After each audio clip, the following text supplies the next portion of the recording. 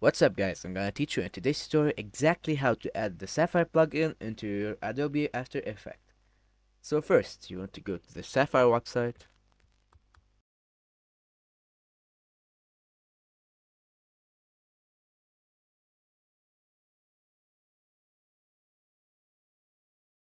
Once you're in, you want to click on free trial or buy now.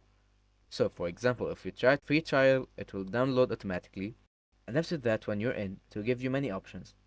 So first, if you have an activation code, you can put it and purchase it. If you don't have it, you can still have the free trial. So let's go ahead and go to the free trial. I will give you many options of plugins for Adobe. So we're gonna choose After Effects. It will automatically start downloading. So after that, when you go to Adobe After Effects and search for Sapphire, it will appear right here. And that's it, guys.